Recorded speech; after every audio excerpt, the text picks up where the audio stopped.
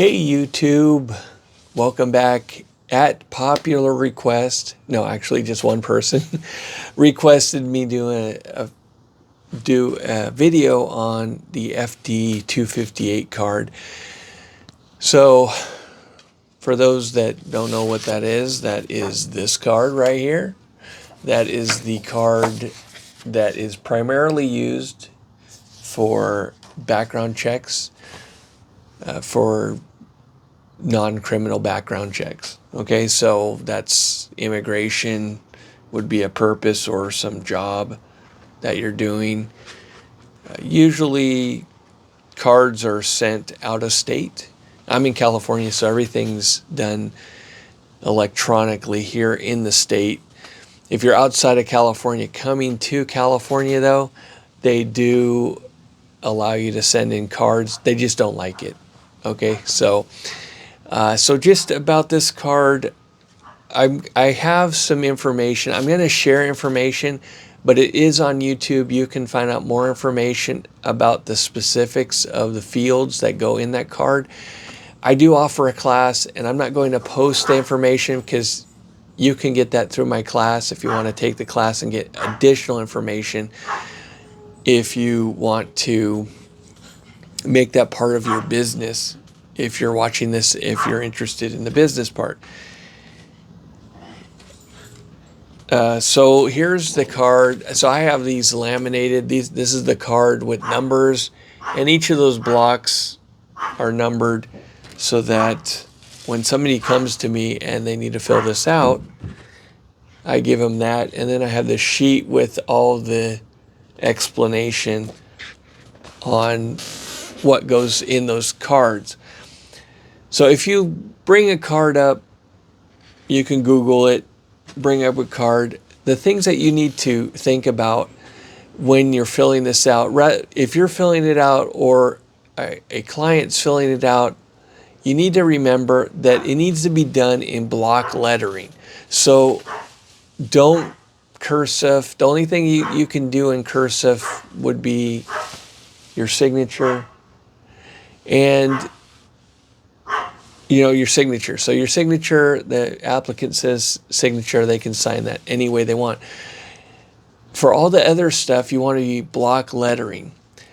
Now, the fields that I want to point out that usually people screw up are the fields that should be the simplest to fill out, and that would be your height. So height needs to be represented in 3 numbers.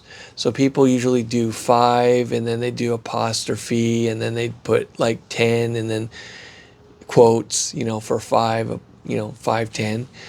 But here they just want you to put numbers. So 510 would be for 510. Okay, if you're 6 foot, 600. If you're 4'11", 411.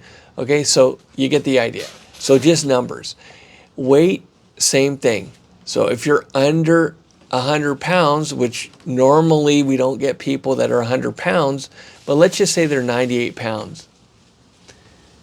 Got something in the tree over here. So if you're under 100 pounds, let's say you're 98 pounds, you would put 098, okay?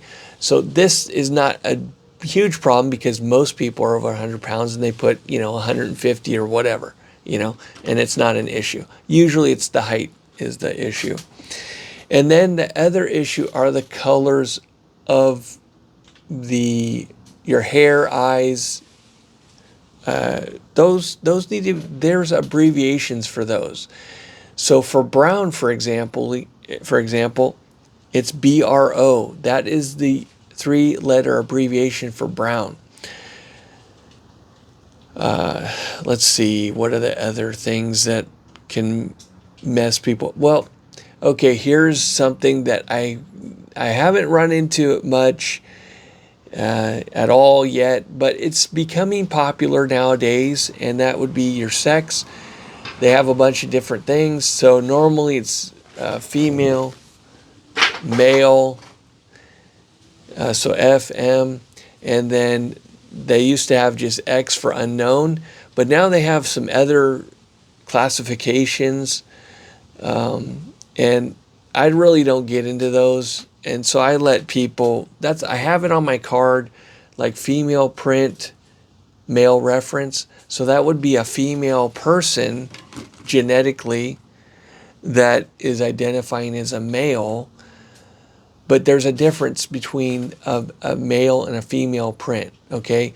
I don't care what society's saying, there is a difference. Female fingers are smaller than male fingers, okay? And the prints are just smaller. So that's the difference. So there's a category. I mean, there's a category for that if you get into that situation. And these are the things that you have to think about when you're filling this card out. Because they're probably in the, they're probably going to be, when you look at their ID, because when you do their prints, you need to look at their ID, make sure it's the right person.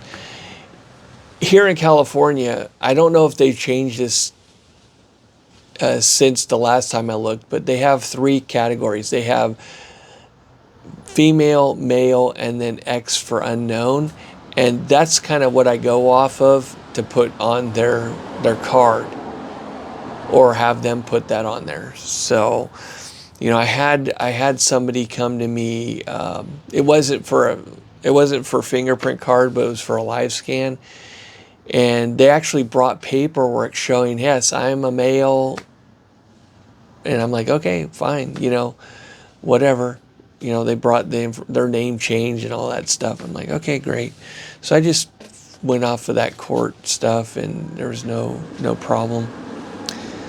Let's see. Anything else? They do have hair color. Okay, they have things in there for red, bald, and they have an unknown XXX, but, I haven't had anybody XXX yet. So I think we're good there. Some of the other things that, if there's something that just is not, you just don't know what it is, or they don't know what goes in the box, you just leave it blank. I mean, I have a lot of these that say leave blank if it's not filled in. Some of the things aren't even, they wouldn't know, and you just better leave it blank. The other thing that you need to worry about is the date in box. I have it numbered 3.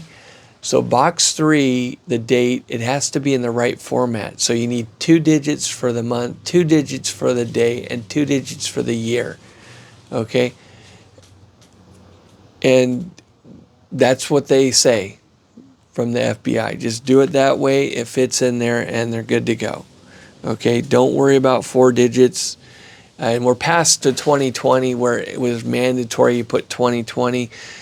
We're not going to see that until 2121 again. So you don't have to worry about that. And if you live till 2121, you're awesome. But I don't think I'm going to make it that far. So you don't have to worry about that. Let's see, and then that's about it for the card. So those are the main things for the card. And then as far as fingerprinting, I've had people say, hey, I'm going to fingerprint myself. Please don't fingerprint yourself. You're just not going to get the right print if you fingerprint yourself. It's designed that you have somebody fingerprint for you. I had a lady call me last week, and she wanted me to, she wanted to fingerprint herself. She was out of the country. She wanted to fingerprint herself, mail the card to me, and have me sign it saying that I fingerprinted her, and then send it into the FBI. First off, no, I'm not going to do that. And she actually found a company that could do that here in California. And that is not good, okay? That is not what you're supposed to do. That's committing fraud. And if you're that company watching this video, that's fraud. And you shouldn't be doing that for people.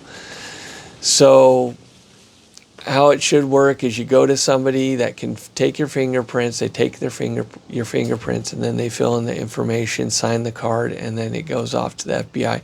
She was out of the country. you're supposed to be in the country to be fingerprinted on those cards. But even if you're not, you're out of the country, get somebody else to fingerprint you. Have them sign it, and then you can mail it in, you know. So they're not, the FBI is not going to know that that you're got your prints done by somebody outside the country, unless they sign in Chinese or something. You know, they wouldn't know. Okay, you mail it in, and you'll get the results back. Okay, so let's see. That's about it. That's all I can say about this FD-258 card. I know this is boring content, but hey, you know what? Somebody asked for it, and I'm giving it to you. So hopefully that's helpful. If there's something in particular that you need to know about the FD-258 card, I'll be happy to expound on that particular aspect of the card. I'm not fingerprinting to show you that. I think I've done that in another video, but if I haven't, you can't find it in my playlist, just shoot me an email or a comment on this video, and I'll be happy to go over that. And that's it. Have a great day, everyone. Bye.